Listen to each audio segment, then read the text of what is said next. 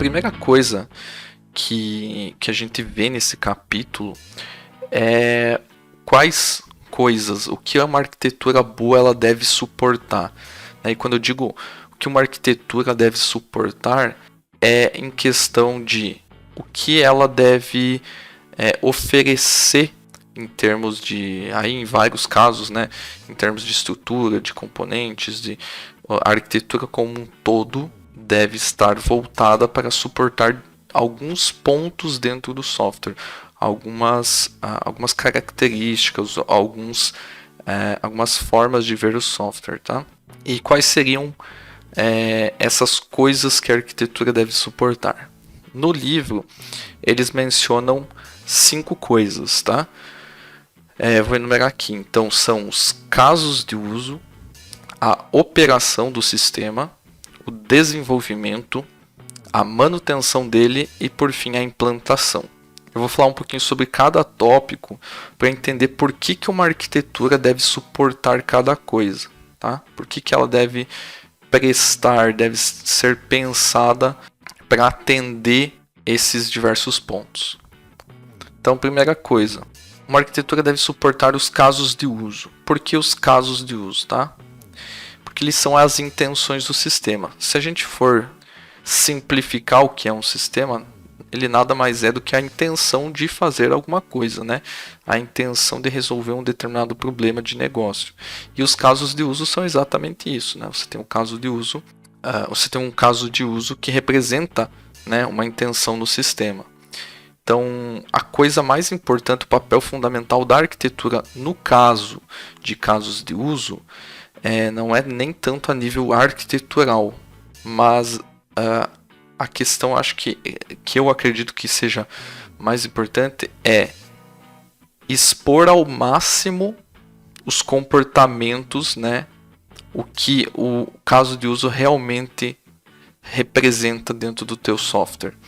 Então, a arquitetura vai te ajudar a você deixar isso muito claro, você deixar isso, até no livro ele traz um capítulo falando sobre os casos de uso gritantes, né? Onde você deixa muito claro qual é a intenção daquele caso de uso dentro do sistema, que também vem da teoria de clean code, né? Você nomear, você estruturar de forma que fique um código limpo, esses casos de uso fiquem transparentes para quem chega e lê o código. Então você sabe que aquele caso de uso faz determinada coisa, porque ele está nomeado, ele está estruturado de uma forma simples para ser entendido. Então, em termos de caso de uso, ele tem que ficar tão claro que ele fique visível a nível arquitetural, a nível de arquitetura do seu software. Segundo ponto que uma arquitetura deve suportar, a operação. Esse é a questão de operação do sistema propriamente dito. Então, se a gente for pegar o que é a operação, é realmente como o software ele deve rodar. Existem, dependendo do negócio, existem diversos requisitos de como um sistema deve operar. Então, por exemplo, eu tenho lá uma API ou eu tenho um determinado software que ele tem que atender 10 mil clientes simultâneos. Tá? Então, esse é um requisito de operação. O meu e-commerce ele tem que aguentar 100 mil pessoas conectadas ao mesmo tempo, por exemplo. Tá? Isso é um requisito da operação do sistema, daquele negócio. Muitas vezes ele pode até ser definido como uma meta, né? A gente quer otimizar, a gente quer definir que a nossa arquitetura vai suportar uma operação de 10 mil clientes simultâneos. Ou, por exemplo, eu quero que determinados casos de uso, né, determinadas requisições a pontos específicos do meu software retornem em até X segundos ou X milésimos de segundo, né? Então você tem requisitos de operação, de como o software tem que rodar, né? Então a arquitetura deve suportar isso. Esse é outro ponto. Depois a gente vai entrar mais nos detalhes, tá? A parte de desenvolvimento. Então, uma arquitetura também deve suportar a parte do desenvolvimento do software, tá? E quando eu falo desenvolvimento do software, é o momento em que o software está sendo escrito mesmo. Existe no livro, ele menciona sobre a lei de Conway, ok? A lei de Conway basicamente diz o seguinte: qualquer organização que projete um sistema produzirá um design, né, do código, né, um design do software, cuja estrutura desse software é uma cópia da estrutura da organização. Tem algumas variantes nessa forma de descrever a lei de Conway, ok? Mas basicamente o que ele quer dizer? Que se você tem uma comunicação de uma determinada forma dentro da tua empresa, da tua organização, né? Os times são separados de determinada forma. Tem um time para back, um time para front, um time para banco de dados, e o pessoal que testa, por exemplo, né? Quando você for produzir, né, criar o design, né, e as estruturas do seu software, a lei de Conway diz que a estrutura do teu software vai ser um espelho da estrutura da organização. Algumas definições trazem que ele vai ser um espelho da comunicação da organização. Então, por mais que você tente criar algo diferente do que é a estrutura física, a estrutura real da sua organização, com o passar do tempo, a tendência é que, mesmo você tentando fazer um passo que seja divergente da estrutura da organização, isso tende a convergir e voltar a ser a estrutura da própria organização. Por quê? Imagine que você tem lá times, né, como eu já falei, um time cuida de um caso de uso, outro time cuida de outro caso de uso. Quais são esses casos de uso, por exemplo? Um time cuida da parte de nota fiscal e o outro time cuida da parte de, ordem de serviço, né? Esses dois times, eles são separados por caso de uso, ou seja, cada um trabalha nas suas features específicas, porém, você tem só um time ou um profissional que cuida da parte de dados, ok? E um profissional que trabalha com a parte de DevOps, por exemplo. Se você tentar criar um software, muito provavelmente, até com o passar de tempo, que foi esse detalhe que eu falei, acontece de o teu software estar separado em dois casos de uso, que é o de ordem de serviço e nota fiscal. Porém, a parte que trabalha com dados, muito provavelmente, né, se os profissionais, a equipe que trabalha com dados, é uma pessoa só, ou é um time que atende os dois casos de uso, tende a ser uma estrutura só. Então você vai ter divisão de casos de uso, porém vão convergir em um time, né, e logo uma estrutura do seu software que trabalhe unificadamente com dados. E a parte de DevOps, de implantação, mesma coisa. Só tem um time ou um profissional que faz isso, então tende a ser também uma estrutura única.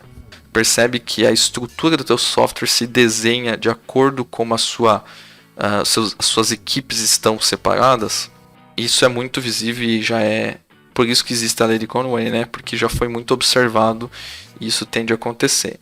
Então, o melhor caminho quando você tem um desenvolvimento e você quer criar uma estrutura correta do seu software é fazer isso também, né? Fazer essa alteração também nos seus times. Então, se você quer ter setores de dados que trabalham uma parte num caso de uso, uma parte no outro caso de uso, e a parte também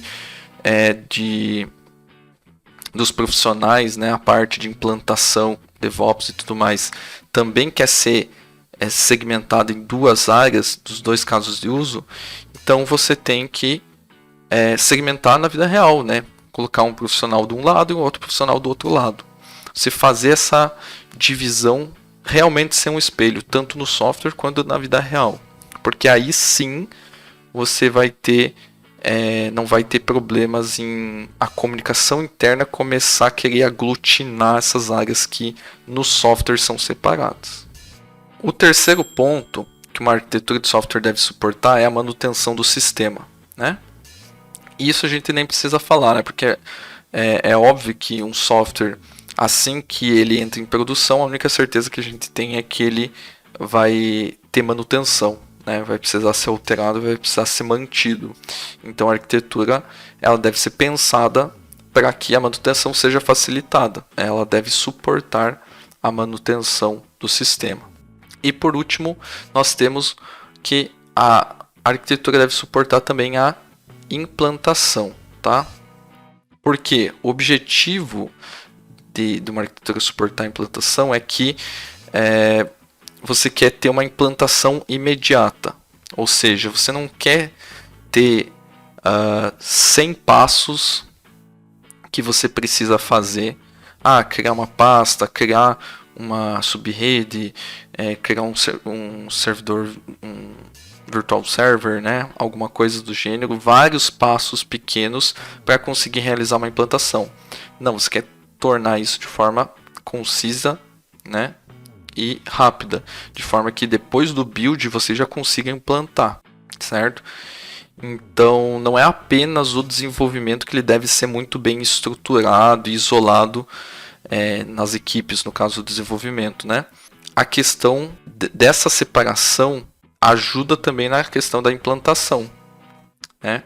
Por causa que você tendo, quanto mais você ter partes desacopladas na sua aplicação, mais fácil é fazer essa implantação. Então, no caso dos times que eu dei o exemplo lá na parte de desenvolvimento, você tem o time do caso de uso de nota fiscal e o time do caso de uso de ordem de serviço. Se eles realmente forem independentes, eles conseguem trabalhar no desenvolvimento independente e também entregar as features em ritmos diferentes. Sai mais atualização na nota fiscal. Esses caras conseguem entregar isso independente do time do caso de uso de ordem de serviço. Tanto o ritmo de entrega é diferente e também a implantação é independente, né? Porque como são times diferentes, você tende a ter pouca interferência de um time com o outro. Por isso que a implantação acaba sendo mais facilitada.